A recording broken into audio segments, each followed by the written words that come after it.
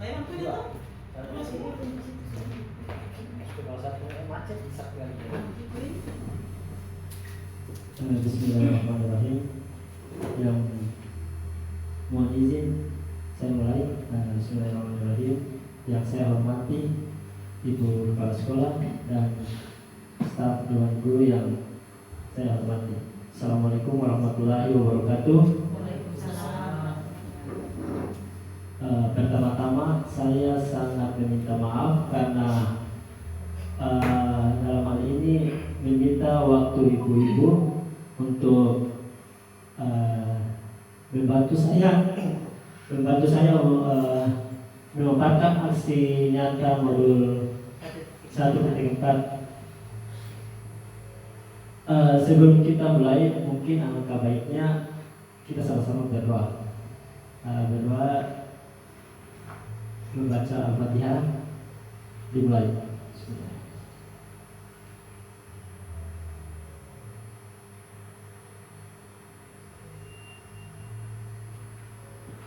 Amin. Doa selesai.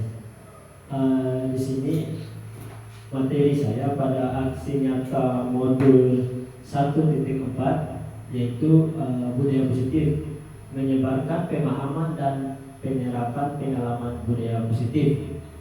Sebelum saya mulai, mungkin saya mau bertanya ke ibu-ibu, di benak ibu-ibu budaya positif itu apa?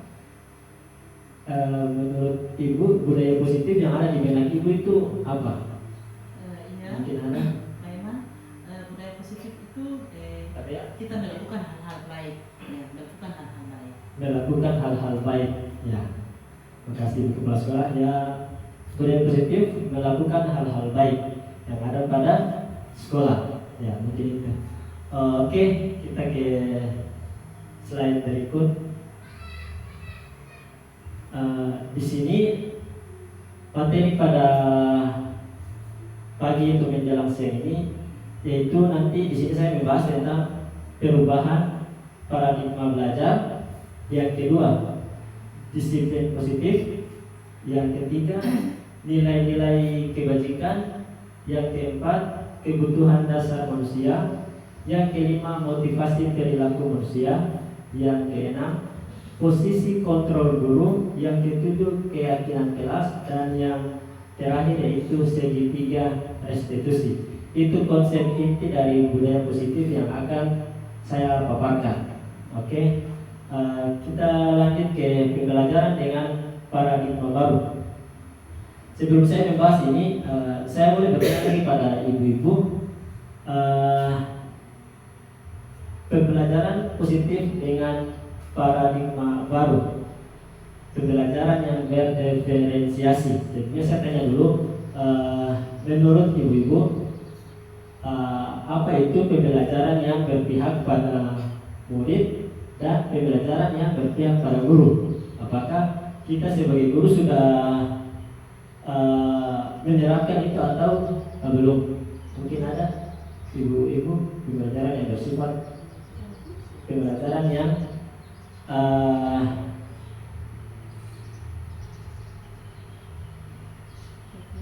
berpihak pada murid dan pembelajaran berpihak pada guru.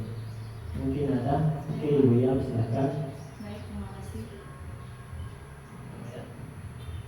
Mohon izin Pak menjawab. Kalau menurut saya pembelajaran berpihak pada guru itu segala sesuatu tuh guru. Intinya tuh guru yang merancang semuanya tanpa meminta umpan balik atau respon dari siswa. Itu sebenarnya kalau beda dengan kalau pembelajaran berpihak pada murid. Artinya kita bahkan tujuan materi pun kita melihat dari kebutuhan murid seperti apa. Mungkin seperti itu dimulai dari membentuk keyakinan. Kalau membentuk keyakinan kita harus berdiskusi dengan murid. Terima kasih Pak. Ya, terima kasih Ibu Yang. Memang betul sekarang di era sekarang harus pembelajaran yang berpihak pada murid. Kalau kita flashback atau balik ke belakang, guru-guru kita dulu itu memang pembelajarannya bersifat pada guru. Itu murid kurang diberikan kesempatan untuk bertanya, atau kurang diberi kesempatan untuk melakukan hal-hal yang menurut dia itu perlu. Kita hanya berpihak pada guru, berpihak pada kita sendiri. Tapi sekarang pembelajaran kita harus berpihak pada murid. Nah, di sini pembelajaran dengan paradigma baru, yaitu pembelajaran dengan dirancang berdasarkan pembelajaran berdiferensiasi, sehingga peserta didik belajar sesuai dengan kebutuhan berdasarkan tahap perkembangan sesuai teori psikologi modern untuk mewujudkan profil belajar Pancasila. Di samping kiri layar yaitu 5 profil belajar Pancasila. Ya, yang pertama, beriman kepada Tuhan Yang Maha Esa dan berakhlak mulia. Yang kedua, berkebinekaan global. Yang ketiga, bergotong royong. Yang keempat, kreatif. Yang kelima, bernalar kritis. Dan yang keenam, mandiri. Itu profil belajar Pancasila.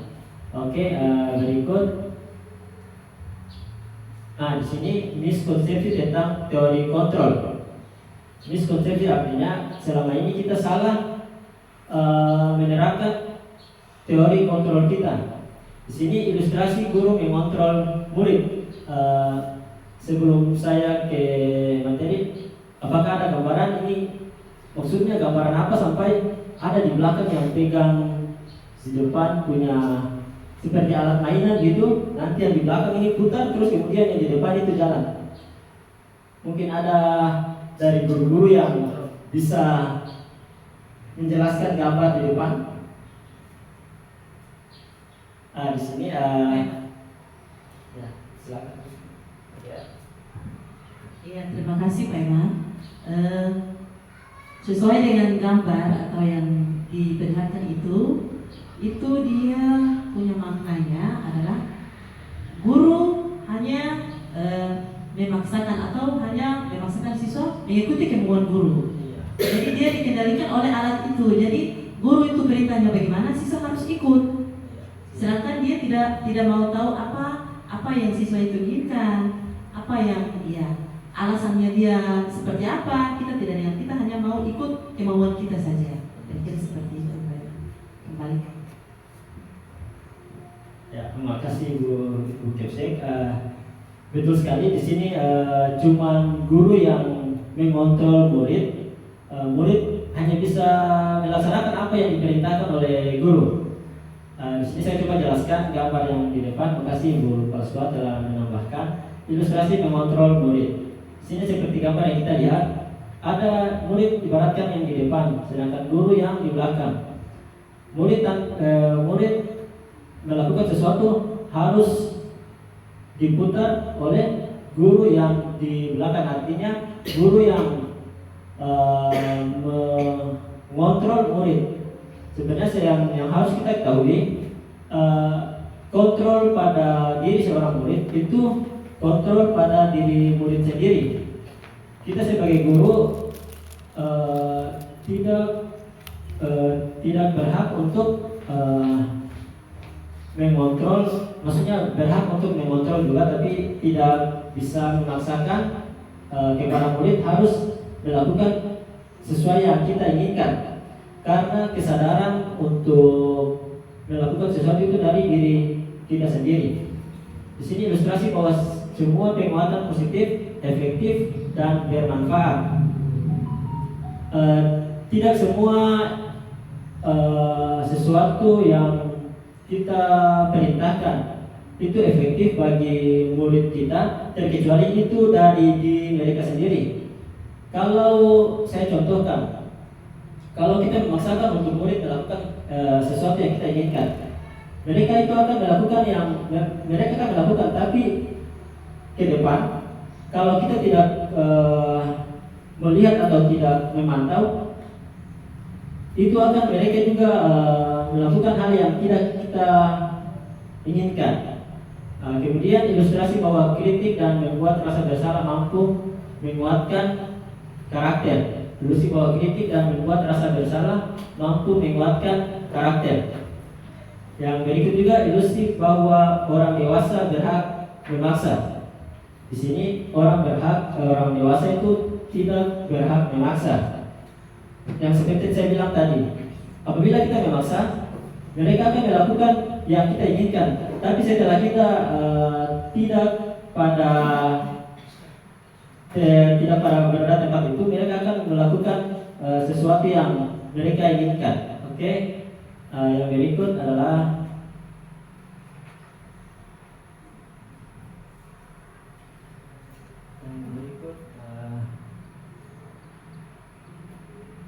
di sini stimulus respon dan teori kontrol. Stimulus respon mengatakan bahwa realitas atau kebutuhan kita sama. Sesungguhnya kebutuhan kita itu tidak sama. Saya contohkan kebutuhan peserta didik yang satu dengan kebutuhan peserta didik yang lain itu berbeda-beda. Mungkin dalam pembelajaran yang si A ini suka matematika, kemudian yang si B sukanya PJOK. Itu kita tidak memaksa, tidak bisa memaksa diri mereka untuk menyatukan kesukaan mereka dalam hal ini. Sedangkan teori kontrolnya, realitas atau kebutuhan kita berbeda.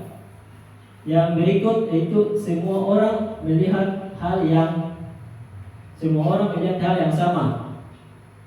Yang sedangkan teori kontrolnya yaitu setiap orang memiliki gambaran yang berbeda. Seperti yang di atas tadi, setiap orang itu memiliki gambaran yang berbeda-beda. Menurut si A itu bagus, kemudian menurut si B itu kurang bagus. Masing-masing memiliki gambaran yang berbeda. Yang ketiga, kita mencoba mengubah orang agar berpandangan sama dengan kita. Itu yang kita yang salah. Kita tidak bisa mengubah agar semua orang itu berpandangan sama dengan kita, berpendapat sama dengan kita. Itu yang tidak bisa kita rubah. Sedangkan teori kontrolnya kita berusaha memahami pandangan orang lain tentang dunia.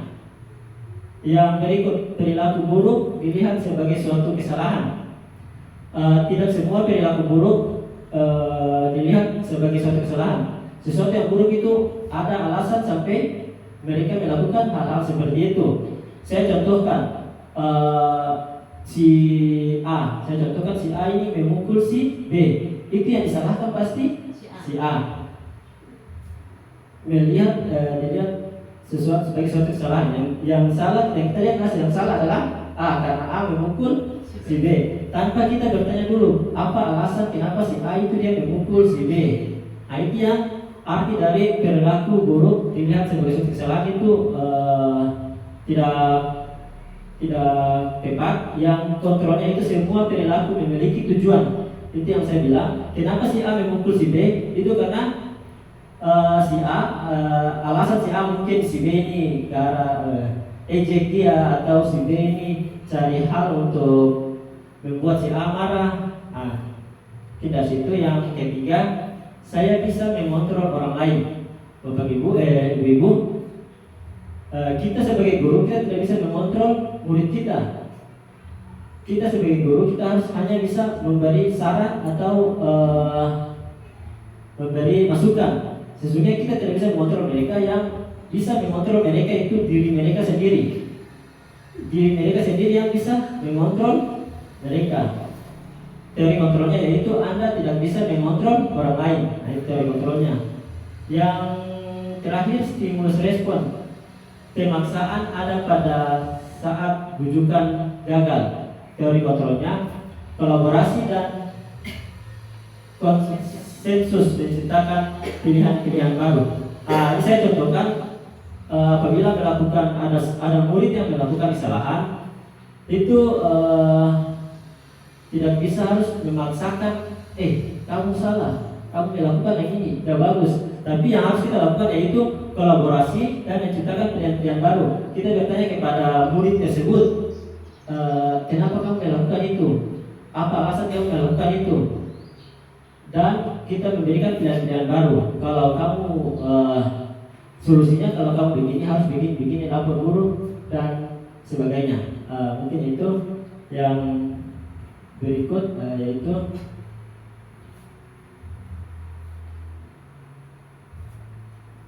yang kedua yaitu disiplin positif. Disiplin positif, disiplin berasal dari kata disiplina yang artinya belajar. Disiplin mengacu pada disiplin diri yang memiliki tanggung jawab terhadap apa yang dilakukan berdasarkan nilai-nilai yang diyakini. Disiplin positif merupakan salah satu cara penerapan disiplin yang bertujuan untuk menumbuhkan kesadaran serta memberdayakan peserta didik tanpa imbalan atau reward, ancaman ataupun hukuman. Seperti yang saya katakan tadi, disiplin ini harus dari dalam diri kita sendiri. Sebelum saya lanjut, mungkin ada dari ibu-ibu, saya boleh bertanya, disiplin menurut ibu-ibu itu apa ya? Disiplin sesuatu yang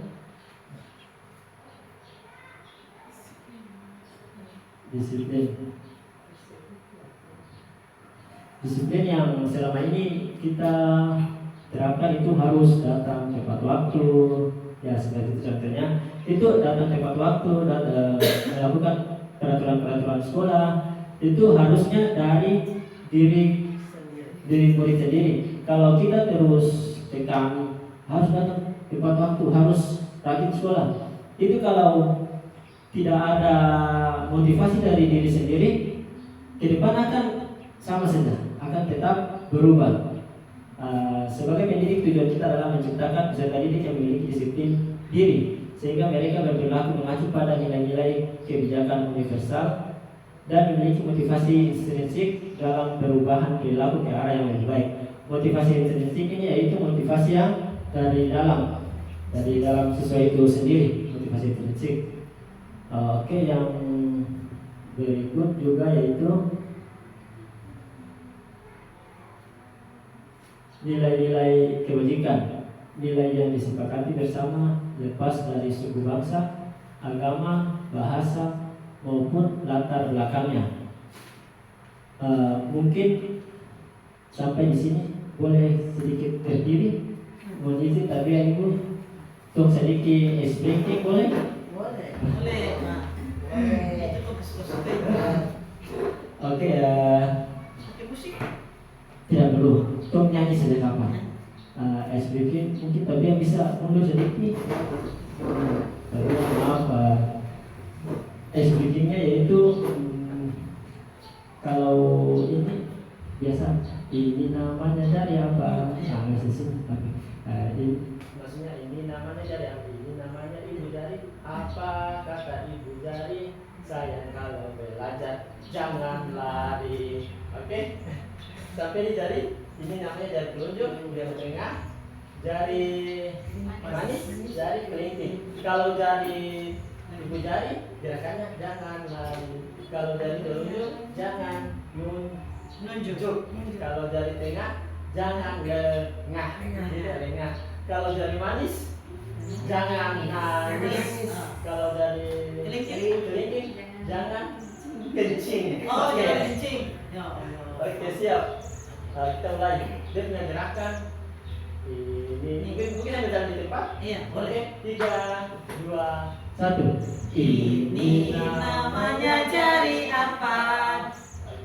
Ini namanya jari jempol. Oh, sorry. Jadi telunjuk. Ibu jari. Oke.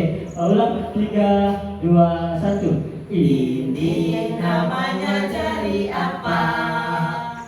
Ini namanya ibu jari. Apa kata ibu jari? Sayang kalau belajar jangan lari. Ini namanya jari apa? Ini namanya jari telunjuk. Apa kata jari telunjuk?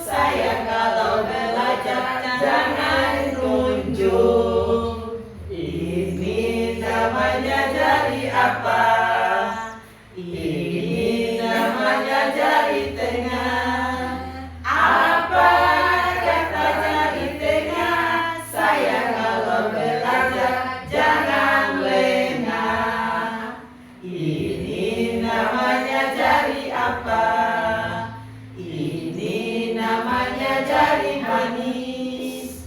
Apa kata jari manis? Saya kalau belajar jangan menangis. Ini namanya jari apa? Ini namanya jari kelingking. Apa kata jari kelingking? Saya kalau belajar jangan kencing. Oke, terima kasih Ibu-Ibu. Kita lanjut ke yang ketiga, poin ketiga, yaitu nilai-nilai kebajikan. Nilai yang disepakati bersama lepas dari suku, bangsa, agama, bahasa maupun latar belakang. Di sini nilai yang disepakati yaitu profil pelajar Pancasila seperti yang kita ketahui. Yang pertama, beriman dan bertakwa pada Tuhan Yang Maha Esa, berakhlak mulia, berkebinekaan global, gotong royong, mandiri, kreatif, dan bernalar kritis. Mungkin ada apa yang lagu yang lagu Pancasila? Oke, berikut yaitu toleransi, rasa hormat, integritas, mandiri, menghargai, antusias, empati, keingintahuan, kreativitas, kerjasama, percaya diri, dan komitmen. Yang terakhir yaitu life skill. Life skill ini adalah keterampilan hidup, dapat dipercaya, lurus hati, pendengar yang aktif, tidak merendahkan orang lain, dan memberikan yang terbaik dari diri. Oke, yang berikut yaitu kebutuhan dasar manusia. Kebutuhan dasar manusia adalah segala sesuatu yang kita lakukan untuk mendapatkan apa yang kita inginkan. Seluruh tindakan yang kita lakukan memiliki tujuan tertentu, dan semua usaha terbaik yang kita lakukan adalah dalam rangka agar kebutuhan kita terpenuhi dengan baik. Sebelum saya ke slide berikut, mungkin ada yang tahu beberapa kebutuhan dasar manusia. Di antaranya apa saja? Ya, Sayang, kasih sayang, oke. Salam. penguasaan, Ya, kasih sayang, penguasaan. Jawabannya ada di slide berikut. Oke, kita ke slide berikut. Sini Ibu, 5 kebutuhan dasar manusia. 5 kebutuhan dasar manusia yaitu bertahan hidup, kasih sayang dan rasa diterima, penguasaan, kebebasan, dan kesenangan. Yang pertama yaitu bertahan hidup. Saya kasih contoh di sini. Apabila siswa kita melakukan sesuatu yang menurut kita tidak baik atau melanggar peraturan sekolah dan lain-lain, mungkin ada di sekolah kita siswa kita ada yang nakal, bandel, susah dibilang. Itu kita tidak boleh langsung menyalahkan dia. Kami nakal begini, terus kemudian melakukan hukuman, pukul dan segala macam. Tapi kita sebagai guru harus mencari tahu dulu apakah kebutuhannya dia sudah terpenuhi. Contoh, kebutuhan bertahan hidupnya, makanan, pakaian, tempat tinggal, keamanan dan kesehatan. Kita harus cari tahu dulu apakah di tempat tinggalnya itu lingkungannya seperti apa. Kemudian keamanannya bagaimana, kesehatannya juga bagaimana.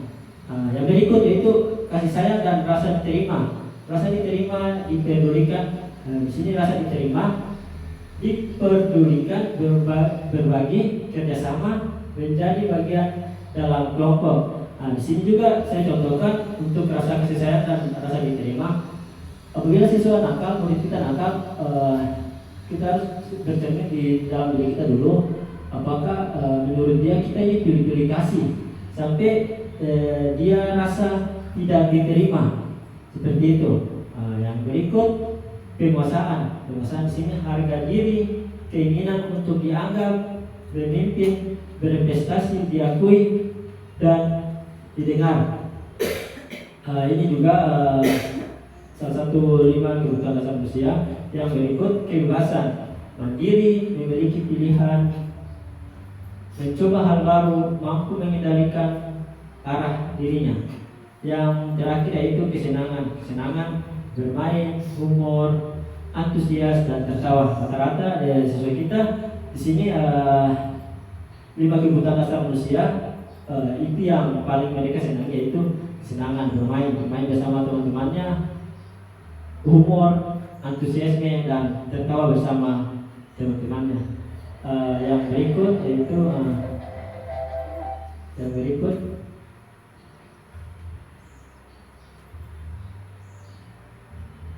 di sini yang berikut yaitu motivasi perilaku manusia untuk menghindari ketidaknyamanan hukuman.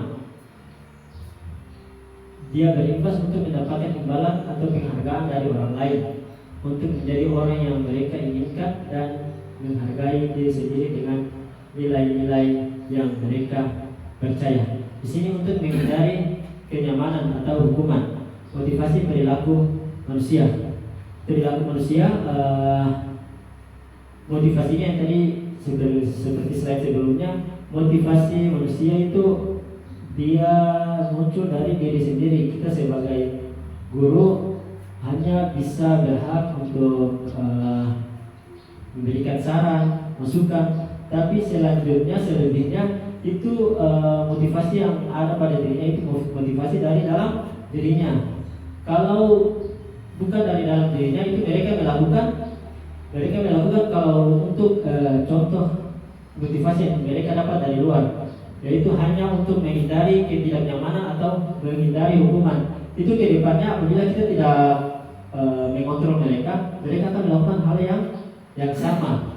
Begitu juga untuk mendapatkan imbalan atau penghargaan dari orang lain. Di sini motivasi perilaku manusia kalau untuk mendapatkan imbalan dan penghargaan dari orang lain, apabila tidak, saya contohkan, bila kita sebagai orang tua atau guru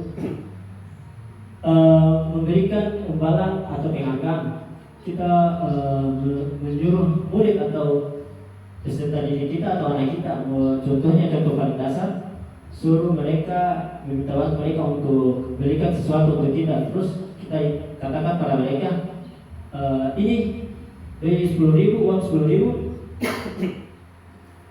ambil uang 10.000, kamu beli, saya contohkan garam, kembaliannya diambil saja. Nah, itu mereka lakukan untuk mendapatkan imbalan, bukan dari diri mereka sendiri untuk membantu.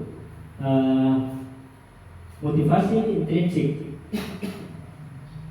yang paling bagus adalah motivasi intrinsik, motivasi dari dalam, untuk menjadi orang yang mereka inginkan dan menghargai diri sendiri dengan nilai-nilai yang mereka percaya. Yang di bawah ini yang merupakan motivasi intrinsik, yaitu untuk menjadi orang yang mereka inginkan dan menghargai diri sendiri dengan nilai-nilai yang mereka percaya. Oke, yang berikut juga. Nah, di sini hukuman, konsekuensi dan restitusi.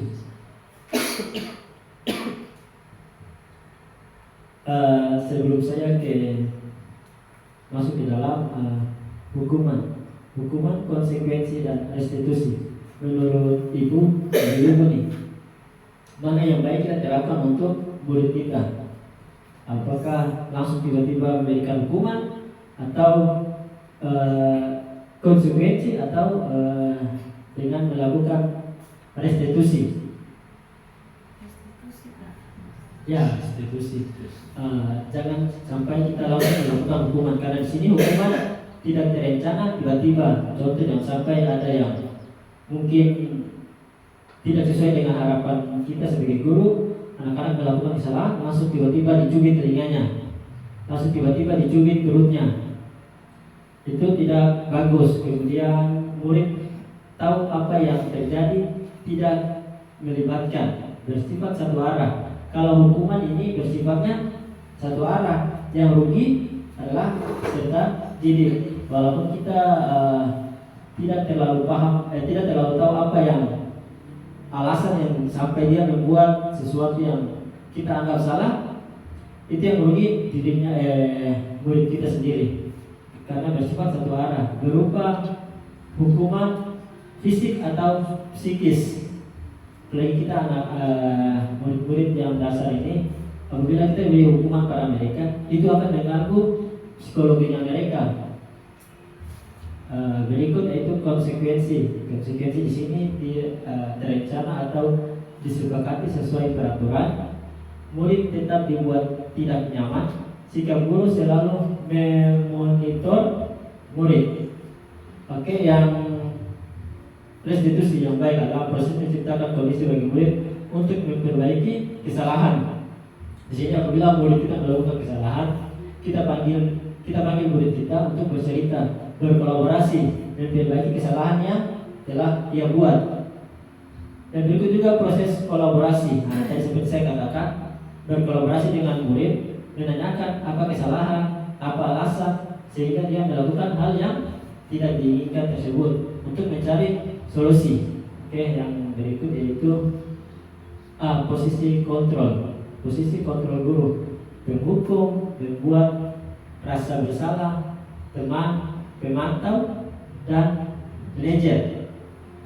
Mungkin kita di sini guru-guru di sini yang paling menurut ibu-ibu, kita sebagai guru posisi kontrol kita sudah berada di yang mana? Apakah kita sebagai guru penghukum, atau pembuat rasa bersalah, teman, pemantau, atau manajer? Menurut ibu mana yang paling bagus nih? Manajer dan pemantau. Oke, kalau di sini tadi seperti saya katakan, kalau kita sebagai guru penghukum itu siswa salah sedikit dihukum, siswa sedikit dicubit. Oke, nanti saya jelaskan di slide berikut. Oke, kita ke di sini. Contoh penerapan 5 posisi kontrol guru. Kasus siswa tidak memakai atribut lengkap upacara. Saya ambil contoh ini, siswa tidak memakai atribut saat upacara. Kalau penghukum, kalau guru kita sebagai guru penghukum, kita panggil, sini. Kenapa tidak pakai topi? Begini Pak, begini Bu, gini lupa, tidak pakai alasan, tidak boleh pakai alasan. Kamu hormat itu bendera selama 1 jam. Pakai itu ibu itu baik untuk siswa kita atau tidak bagus kalau untuk dihukum kurang terlalu tepat. Karena di sini sampai menghukum atau merugikan murid tersebut. Kemudian untuk membuat merasa bersalah. Nah, ini dia punya contoh narasinya. Berapa kali ibu atau bapak harus memberitahu kamu selalu saja mengecewakan. Nah, ini sehingga kata-kata ini sehingga membuat dia rasa bersalah. Itu bukan karena membuat rasa bersalah, sehingga itu bukan salah satu motivasi dari institusi dari dalam dirinya. Nah, yang berikut teman. Teman ini dia punya kayak saya kasih contoh, dia punya percakapan. Ayo dong, ikut aturan bapak ya. Sekali ini sudah tidak ada apa-apa. Ayo dong ikut aturan bapak ya. Sekali ini saja. Kali ini jangan kamu membuat lain kali jangan kamu membuat seperti itu lagi ya. Itu untuk posisi guru kita sebagai teman. Saya rasa juga kurang tepat. Tapi kalau untuk pemantau, kamu sudah mendengar peraturan sekolah, kamu tahu konsekuensinya. Setelah upacara kamu beli atributnya ke koperasi dan jangan diulangi lagi. Itu untuk posisi guru sebagai pemantau. Dan berikut yang paling tepat kita sebagai guru, yaitu harus posisi kita sebagai kontrol, posisi kita sebagai manajer. Kalau manajer kita panggil, bercerita, menanyakan alasan, dan mencari solusi apa yang harus kita lakukan. Nah, itu di sini contoh percakapannya. Apakah kamu sudah tahu kesalahan kamu? Kira-kira bagaimana kamu memperbaiki kesalahanmu? Nah, di sini kita sama-sama dengan peserta didik yang tidak memakai atribut tadi saling mencari solusi untuk melakukan hal yang baik dalam hal ini, yaitu melengkapi atribut saat upacara. Kita kalau sebagai manajer itu dengan kata-kata seperti ini langsung ada motivasi tersendiri dalam dirinya, sehingga dia akan berusaha untuk melengkapi atribut saat upacara di sini-sini berikut. Nah, yang berikut yaitu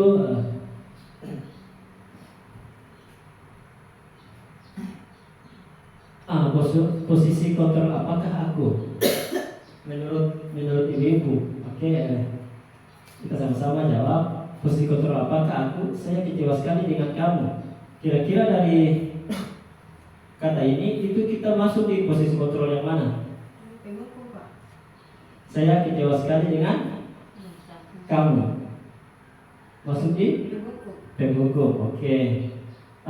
Kita sepakat ya. Masuk, saya kecewa sekali dengan kamu. Masuk di penghukum. Yang kedua, kamu tidak pernah belajar melakukannya. Kira-kira masuk di posisi kontrol yang mana nih? Penghukum atau pembuat rasa bersalah? Pembuat rasa bersalah. Ya, mungkin lebih ke pembuat rasa bersalah. Kamu tidak pernah benar melakukannya. Itu semua siswa. Saya salah ya, rasa bersalah. Oke, yang berikut yaitu apa rencanamu untuk menyelesaikan masalah ini? Ya, mungkin ini kita posisi kontrol yaitu manajer. Dan yang berikut, ayolah lakukan ini kebaikan bapak ibu, ya, teman. Ya, ini lebih ke posisi kontrol teman. Yang berikut, kamu tidak pernah mendapat nilai jika tidak mengerjakan tugas. Kira-kira yang masuk di penghukum, ya, ini penghukum. Karena mulai ancam ini. Oke, yang berikut yaitu mengapa keyakinan kelas? Mengapa bukan peraturan kelas? Mungkin ibu-ibu ada yang bisa membantu menjawab pertanyaan ini. Baik, terima kasih. Mohon izin Pak. Kalau menurut saya, mengapa keyakinan kelas bukan peraturan kelas? Karena biasanya peraturan itu dibuat sendiri oleh guru. Tapi kalau keyakinan itu guru beserta murid membuat keyakinan. Dan kalau keyakinan kelas di dalamnya itu ada nilai-nilai kebijakan. Nilai-nilai kebajikan universal yang tadi yang sudah dipaparkan Pak, yang diberikan tadi itu Pak. Itu dari saya Pak. Terima kasih. Terima kasih Bu yang dikatakan tadi sangat betul. Saya contohkan mengapa keyakinan kelas, mengapa bukan peraturan kelas. Di sini saya coba contohkan, saya ambil seseorang. Bapak satu ini dia bawa motor, saya kasih contoh nih, saya contoh dalam kehidupan hari kita. Bapak taruhlah Bapak Udin. Bapak Udin ini bawa motor tidak menggunakan helm. Nah, Bapak Udin bawa motor tidak menggunakan helm. Kira-kira apa yang akan menunggu Bapak Udin, apa yang akan ke depan, apa yang akan terjadi sehingga Bapak Udin itu balik pulang untuk ambil helm. Awalnya kan tidak menggunakan helm. Kemudian dalam perjalanan dia mengingat, saya ambil helm, pakai. Kira-kira apa yang dikira Bapak Udin itu? Ada tindakan langsung dari polisi. Ya, tindakan langsung dari kepolisian. Ada lagi yang lain? Pencegahan keselamatan. Oke, yang Bapak Udin balik tadi dia berpikir kalau Bapak Udin berpikir untuk ada di depan ada polisi, di depan ada tilang, proses tilang. Itu berarti Bapak Udin dia masih belum masuk di keyakinan dirinya. Tapi yang saya maksud di sini keyakinan kalau keyakinan langsung dalam dirinya itu dia pakai helm ini adalah untuk keselamatan diri saya. Tapi kalau untuk poin berpikir di depan ada tilang dan sebagainya, itu artinya Bapak Udin masih belum yakin. Nah, itu di situ adalah contoh dari keyakinan kelas yang nanti dibuat oleh guru dan siswa.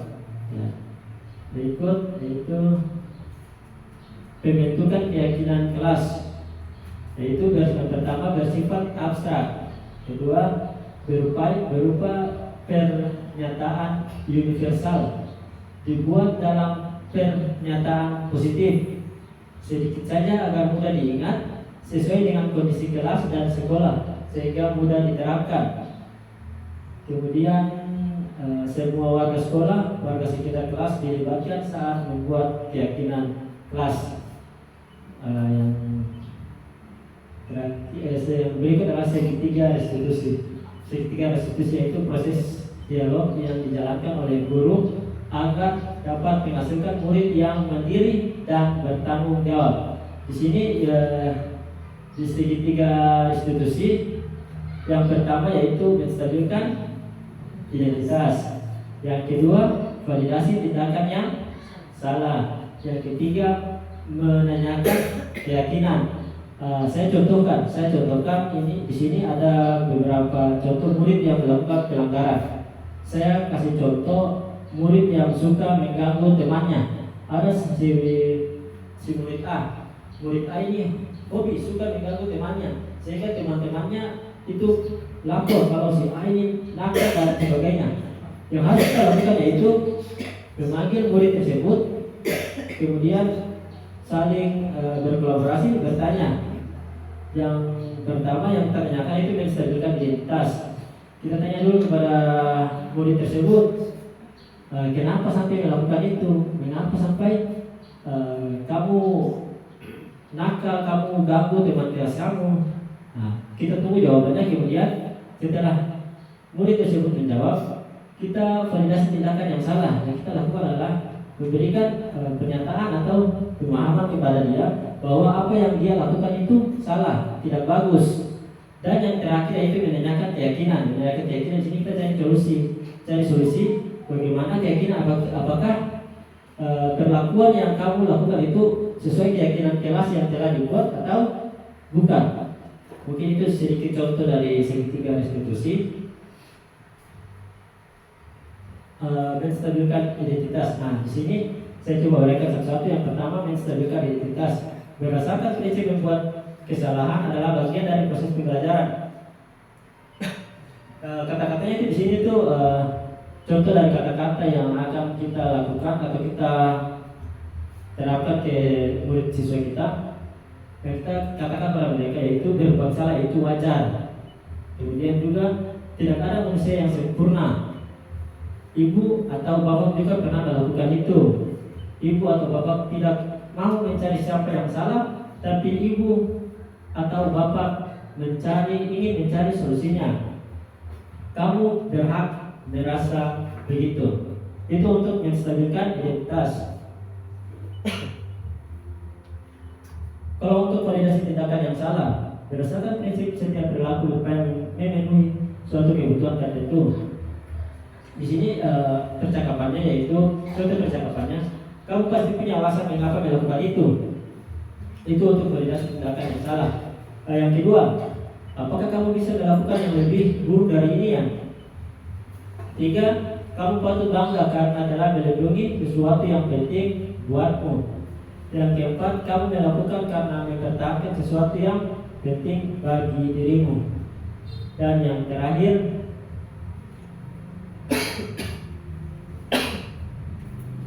di sini menjaga keyakinan yaitu berdasarkan prinsip teori kontrol bahwa apa keyakinan kelas kita. Setelah kita mencari tahu kesalahannya, kita bertanya kepada murid tersebut apa keyakinan kelas kita yang telah dilanggar. Dan berikut nilai-nilai apa yang telah disepakati bersama. Seperti apa gambaran sebuah kelas yang ideal menurut kamu, dan kamu ingin menjadi orang yang seperti apa. Alasan kita melakukan dari segitiga restitusi ini supaya murid atau peserta didik kita yang membuat kesalahan itu sama-sama kita mencari solusi untuk memperbaiki masalah yang telah dia hadapi. Yang berikut yaitu terima kasih. Mungkin itu saja dari saya. Saya akhiri dengan mengucapkan wassalamualaikum warahmatullahi wabarakatuh. Waalaikumsalam warahmatullahi wabarakatuh. Tapi ya.